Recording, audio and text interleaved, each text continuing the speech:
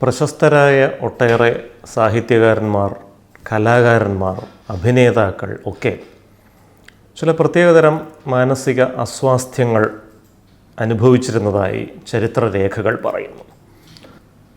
Old man and the sea എന്ന വിഖ്യാത കൃതി എഴുതി സാഹിത്യത്തിനുള്ള നോബൽ സമ്മാനം വാങ്ങിയ ഏണസ്റ്റ് ഹെമിംഗ്വേ, പ്രശസ്ത കവയിത്രികളായിരുന്ന സിൽവിയ പ്ലാത്ത്, വിർജീനിയ വൂൾഫ് തുടങ്ങിയ ഒട്ടേറെ വ്യക്തികൾക്ക് ചില പ്രത്യേക തരത്തിലുള്ള മാനസിക അസ്വാസ്ഥ്യങ്ങൾ ഉണ്ടായിരുന്നതായിട്ട് കരുതപ്പെടുന്നു.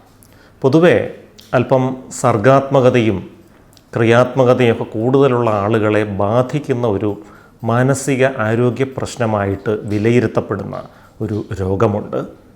ഇതിനെയാണ് നമ്മൾ ബൈപോളാർ ഡിസോർഡർ എന്ന് വിളിക്കുന്നത്. മലയാളത്തിലേക്ക് തർജ്ജമ ചെയ്താൽ ദ്വിധ്രുവ വൈകാരിക രോഗം എന്നോ ഉന്മാദ വിഷാദ രോഗമെന്നോ ഒക്കെ ഇതിനെ വിളിക്കാം. എന്താണ് ഈ ബൈപോളാർ ഡിസോർഡർ എന്നൊന്ന് മനസ്സിലാക്കാം. നമ്മുടെ മനസ്സിൻ്റെ വൈകാരിക ഭാവം ആവശ്യമുള്ള സമയത്ത് സന്തോഷിക്കുക, സങ്കടത്തിന് കാരണമാവുന്ന ചില ദുരനുഭവങ്ങൾ വരുമ്പോൾ സങ്കടപ്പെടുക, ചില സമയങ്ങളിൽ ദേഷ്യപ്പെടുക, ഇതൊക്കെ എല്ലാവരുടെയും ജീവിതത്തിൽ വരുന്നതാണ്. പക്ഷേ സന്തോഷമോ സങ്കടമോ ദേഷ്യമോ എന്തോ ആയിക്കോട്ടെ, ആ കാരണമായ സംഭവം കഴിഞ്ഞാൽ കുറച്ച് സമയത്തിനുള്ളിൽ നമ്മളെല്ലാം ആ അമിത വൈകാരികതയിൽ നിന്ന് മാറി ഒരു സ്വച്ഛന്തമായ മാനസിക നിലയിലേക്ക് എത്താറുണ്ട്. എന്നാൽ ചില വ്യക്തികളിൽ വിഷാദവും ഉന്മാദവും പോലെയുള്ള അമിതമായ വൈകാരിക അവസ്ഥകൾ ജീവിതത്തിൻ്റെ ചില ഘട്ടങ്ങളിൽ കടന്നു വരാറുണ്ട്. വിഷാദ രോഗത്തെക്കുറിച്ച് മുൻപ് ഈ പരിപാടിയുടെ ഒരു എപ്പിസോഡിൽ വിശദമായിട്ട് ഞാൻ ചർച്ച ചെയ്തിരുന്നു. 2 ആഴ്ചക്കാലമെങ്കിലും തുടർച്ചയായി നീണ്ടു നിൽക്കുന്ന വിഷാദഭാവം, താല്പര്യമില്ലായ്മ, അകാരണമായ ക്ഷീണം, ഉറക്കക്കുറവ്, വിശപ്പില്ലായ്മ, ഏകാഗ്രതക്കുറവ്, ചിന്തകളുടെയും പ്രവൃത്തികളുടെയും വേഗതയിൽ വരുന്ന കുറവ്, നിരാശ, ആത്മഹത്യാ പ്രവണത, ഇങ്ങനെയുള്ള ലക്ഷണങ്ങൾ വരുന്ന ഒരു അവസ്ഥയാണ് വിഷാദ രോഗം അഥവാ ഡിപ്രസീവ് ഡിസോർഡർ. ഇനി ഇതിന് നേരെ വിപരീതമായി മറ്റൊരു അവസ്ഥയുണ്ട്, ഉന്മാദ രോഗം അല്ലെങ്കിൽ മാനിയ. ഉന്മാദ രോഗത്തിൻ്റെ ഏറ്റവും പ്രധാനപ്പെട്ട ലക്ഷണം അമിതമായ ഊർജ്ജസ്വലതയാണ്. രാത്രിയിൽ ഉറക്കം കിട്ടില്ല, പക്ഷേ ഉറങ്ങിയില്ലെങ്കിലും രാവിലെ വളരെ ഉഷാറായിട്ട് ആ വ്യക്തി നിൽക്കുകയാണ്. ഉറക്കത്തിൻ്റെ ആവശ്യമേ ഇല്ല, വളരെ കർമ്മനിരതനായി പ്രവർത്തനക്ഷമതയോടെ അദ്ദേഹം നിൽക്കുന്നു. പക്ഷേ 1-2 ദിവസം കഴിയുന്നതോടുകൂടി സംസാരത്തിലും ചലനങ്ങളിലും ചേഷ്ടകളിലും ഒക്കെ ചില മാറ്റങ്ങൾ കണ്ടുവരുന്നു.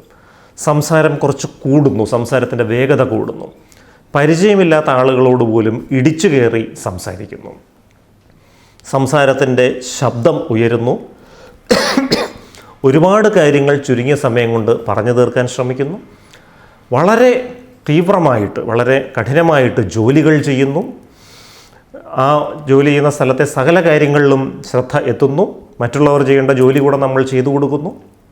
തുടക്കത്തിലൊക്കെ ഒരു നല്ല കാര്യമായിട്ട് തോന്നാമെങ്കിലും 1-2 ദിവസം കഴിയുന്നതോടുകൂടി ഈ സ്വഭാവത്തിന് കുറച്ച് മാറ്റം വരികയാണ്. ഒന്നുകിൽ അമിതമായ ആഹ്ലാദ പ്രകടനം അല്ലെങ്കിൽ അമിതമായ ദേഷ്യപ്രകടനം, ഈ രീതിയിലേക്ക് ഇവരുടെ സ്വഭാവം മാറുന്നു. അമിതമായ ആഹ്ലാദ പ്രകടനം പലപ്പോഴും വളരെ ഉച്ചത്തിൽ പാട്ട് പാടുക, അശ്ലീല സംഭാഷണങ്ങൾ നടത്തുക, സ്ത്രീകൾ അടക്കമുള്ള വ്യക്തികളെ കാണുമ്പോൾ അവരോട് ലൈംഗിക ചേഷ്ടകൾ കാണിക്കുക, അവരോട് മോശമായി പെരുമാറുക, ഇത്തരത്തിലുള്ള രീതികളിലേക്കൊക്കെ അവർ മാറിയെന്നിരിക്കും. സ്ഥലമോ സന്ദർഭമോ സാഹചര്യമോ നോക്കാതെ വകതിരിവില്ലാത്ത ചില പെരുമാറ്റങ്ങൾ എന്ന് വിശേഷിപ്പിക്കാവുന്ന തരത്തിലുള്ള ചില പെരുമാറ്റങ്ങൾ ഇവരിൽ നിന്ന് വരാം. പലപ്പോഴും ഈ ഉന്മാദത്തിൻ്റെ തീവ്രതയിൽ മറ്റാർക്കുമില്ലാത്ത ചില കഴിവുകൾ, ദൈവത്തിൻ്റെ അനുഗ്രഹങ്ങൾ ഒക്കെ തനിക്കുണ്ട് എന്ന മട്ടിൽ ഇവർ പെരുമാറിയെന്നിരിക്കും. താനൊരു ദൈവമാണ് എന്നുപോലും പ്രഖ്യാപിക്കാനും ചില ഘട്ടത്തിൽ ഇവർ തയ്യാറായെന്നിരിക്കും. ചിലപ്പോൾ അമിത ദേഷ്യമായിരിക്കും ഉന്മാദത്തിൻ്റെ മുഖമുദ്ര. സാധനങ്ങൾ എടുത്ത് എറിയുക, ആളുകളെ ആക്രമിക്കുക, ഒരിക്കലും കടന്നു ചെല്ലാൻ പാടില്ലാത്ത സ്ഥലങ്ങളിൽ പോലും കടന്നു ചെല്ലുക, ഇത്തരത്തിലുള്ള ഒരു പെരുമാറ്റം ഇവർ കാണിക്കും. ആരെങ്കിലും അവരെ തടസ്സപ്പെടുത്താൻ ശ്രമിച്ചാൽ അവരെ കായികമായി കൈകാര്യം ചെയ്യാനും ഇവർ മടിച്ചില്ല എന്ന് വരും. അപ്പോൾ ഈ അമിതമായ ഊർജ്ജസ്വലതയോടൊപ്പം ഒന്നുകിൽ അമിത ആഹ്ലാദം അല്ലെങ്കിൽ അമിത ദേഷ്യം, ഇത് ഒരാഴ്ചയെങ്കിലും നീണ്ടു നിൽക്കുന്ന ഒരു സ്ഥിതിവിശേഷത്തിനെയാണ് ഉന്മാദ രോഗം അല്ലെങ്കിൽ മാനിയ എന്ന് പറയുന്നത്. ഇനി ലഘു ഉന്മാദം അല്ലെങ്കിൽ ഹൈപ്പോമാനിയ എന്ന ഒരു അവസ്ഥ ചില വ്യക്തികളിൽ വരാം. ഈ ലഘു ഉന്മാദത്തിൽ പൂർണ്ണമായ ഒരു ഉന്മാദത്തിന് തൊട്ടു മുൻപുള്ളൊരു അവസ്ഥയാണ്. നല്ലൊരു സന്തോഷം മനസ്സിന് തോന്നുന്നു, ഒരുപാട് ജോലി ചെയ്യാൻ തോന്നുന്നു, നല്ല ഊർജ്ജസ്വലത തോന്നുന്നു, സാധാരണയിൽ കൂടുതൽ കുറച്ച് വേഗത്തിൽ സംസാരിക്കുന്നു, പരിചയമില്ലാത്തവരോട് പോലും അങ്ങോട്ട് ഇടിച്ചു കയറി നമ്മുടെ അടിസ്ഥാന പ്രകൃതത്തിൽ നിന്ന് വിഭിന്നമായി ഇടിച്ചു കയറി സംസാരിക്കുന്നു. ഇങ്ങനെയുള്ള ചില രീതികൾ ഇവർ പ്രദർശിപ്പിച്ചെന്നിരിക്കാം. അത് പലപ്പോഴും മറ്റുള്ളവർക്ക് ഒരു അലോസരമുണ്ടാക്കുന്ന ഒരു അവസ്ഥ വരെ ഉണ്ടാക്കിയെന്നിരിക്കാം. ഇപ്പം വിഷാദം, ഉന്മാദം, ലഘു ഉന്മാദം, ഈ അവസ്ഥകൾ ഒരേ വ്യക്തിയുടെ ജീവിതത്തിൽ മാറി മാറി വന്നെന്നിരിക്കാം. അപ്പോൾ ഈ വിഷാദവും ഉന്മാദവും ഒരേ വ്യക്തിയുടെ ജീവിതത്തിൻ്റെ വ്യത്യസ്ത ഘട്ടങ്ങളിൽ മാറി മാറി വരുന്നൊരു സ്ഥിതിവിശേഷത്തിനാണ് ബൈപോളാർ 1 ഡിസോർഡർ എന്ന് പറയുന്നത്. ഇനി വിഷാദരോഗവും ലഘു ഉന്മാദവും ഒരു വ്യക്തിയുടെ ജീവിതത്തിൻ്റെ വ്യത്യസ്ത ഘട്ടങ്ങളിൽ മാറി മാറി വരുമ്പോഴാണ് ബൈപോളാർ 2 ഡിസോർഡർ ഇതിൻ്റെ രണ്ടാമത്തെ ഒരു വകഭേദമായി വരുന്നത്. എന്താണ് ഈ ഉന്മാദ വിഷാദ രോഗത്തിൻ്റെ കാരണം? തലച്ചോറിലുള്ള ചില മസ്തിഷ്ക രാസ സംപ്രേക്ഷണികളുടെ അളവിലെ വ്യത്യാസമാണ് ഈ ബൈപോളാർ ഡിസോർഡറിന് കാരണമാകുന്നത്. തലച്ചോറിൽ നിലനിൽക്കുന്ന സെറട്ടോണിൻ എന്ന രാസവസ്തുവിൻ്റെ അളവ് കുറയുന്നതാണ് വിഷാദ രോഗത്തിന് കാരണമാകുന്നത്. തലച്ചോറിലെ ഡോപ്പമിൻ എന്ന രാസവസ്തുവിൻ്റെ അളവ് കൂടുന്നതാണ് പലപ്പോഴും ലഘു ഉന്മാദത്തിനും ഉന്മാദത്തിനും കാരണമാകുന്നത്. ഇങ്ങനെ ഒരു രോഗാവസ്ഥയുള്ളൊരു വ്യക്തിയെ എങ്ങനെ സഹായിക്കാൻ കഴിയും എന്ന് നമുക്ക് പരിശോധിക്കാം. ഉന്മാദ രോഗം ബാധിച്ച ഒരു വ്യക്തിക്ക് പലപ്പോഴും തനിക്കൊരു രോഗമുണ്ട് എന്ന തിരിച്ചറിവുണ്ടാവുകയില്ല. അദ്ദേഹം ബഹളം വയ്ക്കുകയും അമിതമായ ആഹ്ലാദ പ്രകടനമൊക്കെ നടത്തുകയൊക്കെ ചെയ്യും. പക്ഷേ അതൊരു രോഗാവസ്ഥയുടെ ഭാഗമാണെന്ന് അദ്ദേഹത്തിന് ബോധ്യമുണ്ടാവുകയില്ല. അതുകൊണ്ട് തന്നെ അദ്ദേഹം ചികിത്സയ്ക്ക് സ്വമേധയാ തയ്യാറാകാൻ സാധ്യത കുറവാണ്. പക്ഷേ ഇത്തരത്തിലുള്ള വ്യക്തികൾക്ക് തലച്ചോറിലെ ഡോപ്പമിൻ്റെ അളവ് കുറയ്ക്കാൻ സഹായിക്കുന്ന ചില മരുന്നുകൾ ഉപയോഗിച്ച് അവരുടെ രോഗത്തെ നിയന്ത്രിക്കാനായിട്ട് സാധിക്കും. ഇതിനുവേണ്ടി മൂഡ് സ്റ്റെബിലൈസേഴ്സ് എന്ന് പറയുന്ന ചില പ്രത്യേക തരത്തിലുള്ള മരുന്നുകൾ ഉപയോഗിക്കാം. അതോടൊപ്പം വളരെ തീവ്രമായ ഉന്മാദമാണെങ്കിൽ, ഈ ചിത്തഭ്രമ ലക്ഷണങ്ങൾ കൂടെ ഉണ്ടെങ്കിൽ അതിനെ നിയന്ത്രിക്കാൻ വേണ്ടിയിട്ട് ചിത്തഭ്രമ വിരുദ്ധ ഔഷധങ്ങൾ അല്ലെങ്കിൽ ആൻറ്റിസൈക്കോട്ടിക്സ് എന്നിവയും ഉപയോഗിക്കാറുണ്ട്. ഓർക്കുക, ഉന്മാദം ബാധിച്ചൊരു വ്യക്തിയെ കൗൺസിലിങ്ങോ മനഃശാസ്ത്ര ചികിത്സകളോ കൊണ്ട് നമുക്ക് നേരെയാക്കാൻ കഴിയില്ല. കാരണം അദ്ദേഹം അതിനോട് സഹകരിച്ചു എന്ന് വരില്ല. തീവ്രമായ വിഷാദം ബാധിച്ചൊരു വ്യക്തിക്ക് സെറട്ടോണിൻ്റെ അളവ് മെച്ചപ്പെടുത്താൻ സഹായിക്കുന്ന ചില വിഷാദ വിരുദ്ധ ഔഷധങ്ങൾ ഉപയോഗിക്കേണ്ടി വരും. ഇനി രോഗലക്ഷണങ്ങൾ നിയന്ത്രണ വിധേയമായ ശേഷം നിശ്ചിത കാലം കൂടെ ഡോക്ടറുടെ നിർദ്ദേശപ്രകാരം ഈ മരുന്നുകൾ തുടരേണ്ടി വരും. ആദ്യമായി ഉന്മാദ രോഗം വരുന്നൊരു വ്യക്തിക്ക് ചുരുങ്ങിയത് രോഗം ഭേദമായി 6 മാസക്കാലം കൂടെ മരുന്നുകൾ തുടരേണ്ടി വരും. ആദ്യമായി വിഷാദം ബാധിച്ചൊരു വ്യക്തിക്ക് ചുരുങ്ങിയത് 9 മാസമെങ്കിലും മരുന്നുകൾ തുടരേണ്ടതായിട്ട് വരും. ഈ രോഗാവസ്ഥ ആവർത്തിക്കുന്നതനുസരിച്ച് ഈ ചികിത്സയുടെ ദൈർഘ്യം കൂടാനും സാധ്യതയുണ്ടെന്നുള്ളതാണ്. പലപ്പോഴും ആവർത്തിച്ച് 3ഓ 4ഓ അതിൽ കൂടുതൽ പ്രാവശ്യമൊക്കെ ഈ രോഗലക്ഷണങ്ങൾ വന്ന വ്യക്തികൾക്ക് ഇനി വീണ്ടും രോഗം വരുന്നത് ആവർത്തിക്കുന്നത് തടയാനായിട്ട് ഈ മൂഡ് സ്റ്റെബിലൈസർ വിഭാഗത്തിൽപ്പെടുന്ന ചില മരുന്നുകൾ ഒരു ചെറിയ ഡോസിൽ കൊടുക്കുന്നത് അഭികാമ്യമായിരിക്കും. ഏത് മരുന്നാണ് ആ വ്യക്തിക്ക് അഭികാമ്യമെന്ന് തീരുമാനിക്കുന്നത് ആ വ്യക്തിയുടെ ശാരീരിക ആരോഗ്യവും രക്തപരിശോധനയൊക്കെ നടത്തിയിട്ടാണ്. പഴയ കാലത്തെ അപേക്ഷിച്ച് പാർശ്വഫലങ്ങൾ വളരെ കുറവുള്ള സുരക്ഷിതമായ ഒട്ടേറെ പുതിയ മരുന്നുകൾ ഇന്ന് നിലവിലുണ്ട്.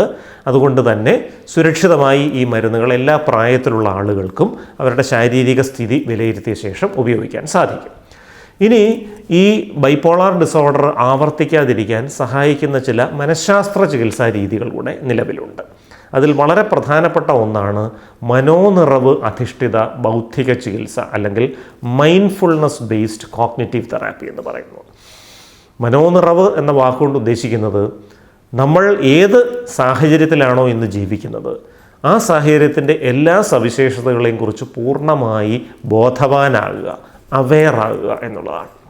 ഈ അവസ്ഥയിലേക്ക് നമ്മളെ എത്തിക്കാൻ സഹായിക്കുന്ന വ്യത്യസ്ത തരത്തിലുള്ള വ്യായാമങ്ങളുണ്ട്. ചില ശ്വസന വ്യായാമങ്ങൾ, ചില ധ്യാന രീതികൾ, ചില ചലന വ്യായാമങ്ങൾ, ഭക്ഷണം കഴിക്കുന്നതിലുള്ള ചില ക്രമീകരണങ്ങൾ, ഇങ്ങനെ ഒട്ടേറെ സങ്കേതങ്ങൾ ഇതുമായി ബന്ധപ്പെട്ടുണ്ട്. ഇതോടൊപ്പം നമ്മുടെ ചിന്തകളിലെ വൈകല്യങ്ങൾ തിരിച്ചറിഞ്ഞ് അത് തിരുത്താൻ സഹായിക്കുന്ന കോഗ്നിറ്റീവ് തെറാപ്പി എന്ന മനഃശാസ്ത്ര സങ്കേതത്തിൻ്റെ ഘടകങ്ങൾ കൂടെ സംയോജിപ്പിക്കുമ്പോഴാണ് അത് മനോനിറവ് അധിഷ്ഠിത ബൗദ്ധിക ചികിത്സ എന്ന സംഗതിയായി മാറുന്നത്. ഇനി ബൈപ്പോളാർ ഡിസോർഡർ ഉള്ള വ്യക്തികൾ ചില ജീവിതശൈലി ക്രമീകരണങ്ങൾ കൂടെ ശീലിക്കുന്നത് രോഗം ആവർത്തിക്കുന്നത് തടയാൻ നല്ലതാണ്. ഒന്ന്, കൃത്യമായ ഉറക്കം രാത്രിയിൽ ഉറപ്പുവരുത്തുക എന്നുള്ളതാണ് നല്ലത്. ചുരുങ്ങിയത് 7 മണിക്കൂറെങ്കിലും രാത്രിയിൽ ഉറങ്ങുന്നത് രോഗം ആവർത്തിക്കാതിരിക്കാൻ നന്നായിരിക്കും. എന്ത് കാരണം കൊണ്ടായാലും, അത് ഉത്സവമോ പെരുന്നാളോ മറ്റെന്തെങ്കിലും ആഘോഷമോ കല്യാണമോ എന്തോ ആയിക്കോട്ടെ, ബൈപ്പോളാർ ഡിസോർഡർ വന്നിട്ടുള്ള വ്യക്തി രാത്രിയിൽ ഉറങ്ങാൻ ശ്രദ്ധിക്കണം. ഉറക്കം ഇളക്കുന്നത് രോഗം വീണ്ടും ആവർത്തിക്കാൻ കാരണമായിരിക്കും.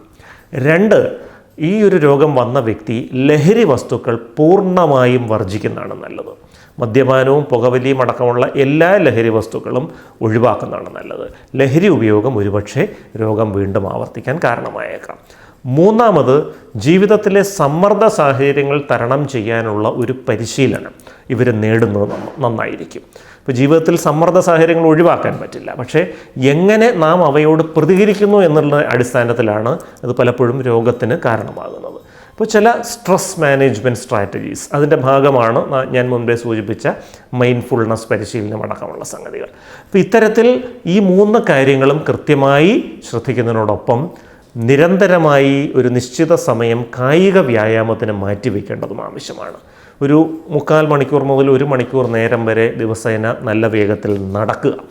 അതുവഴി നമ്മുടെ ശാരീരിക ക്ഷമത നിലനിർത്താനും വണ്ണം കൂടുന്നതടക്കമുള്ള പ്രശ്നങ്ങൾ ഒഴിവാക്കാനും സാധിക്കും. ഭക്ഷണവും കൃത്യമായ അളവിൽ ഒരു ക്രമീകരിച്ച് കഴിക്കുന്നത് ബൈപ്പോളാർ രോഗികളുടെ ആരോഗ്യസ്ഥിതി മെച്ചപ്പെടുത്താൻ സഹായിക്കും. ഇനി ബൈപ്പോളാർ രോഗം വന്നു എന്നതുകൊണ്ട് നിരാശപ്പെടേണ്ട കാര്യമില്ല. കാരണം ഈ പ്രഭാഷണത്തിൻ്റെ തുടക്കത്തിൽ സൂചിപ്പിച്ച പോലെ മികച്ച കലാകാരന്മാർ, സാഹിത്യകാരന്മാർ, അത്തരത്തിലുള്ള പല ആളുകൾക്കും ഈ രോഗം ഉള്ളതായിട്ട് ചരിത്രം സൂചിപ്പിക്കുന്നു.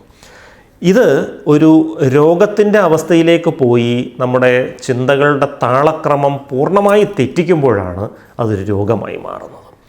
ആ ഒരു അവസ്ഥയിലേക്ക് കാര്യങ്ങൾ എത്താതെ ചികിത്സിക്കുന്ന ഡോക്ടറുടെ സഹായത്തോടെ നമ്മുടെ മനസ്സിനെ പോസിറ്റീവാക്കി നിലനിർത്താൻ നമ്മളെ കൊണ്ട് കഴിഞ്ഞാൽ നമ്മുടെ സർഗാത്മകത മെച്ചപ്പെടാൻ സാധ്യതയുണ്ട്. വളരെ സർഗാത്മകമായ പ്രവർത്തനങ്ങളിൽ, പരിശ്രമങ്ങളിലൊക്കെ നമുക്ക് ഏർപ്പെടാൻ സാധ്യതയുണ്ട്.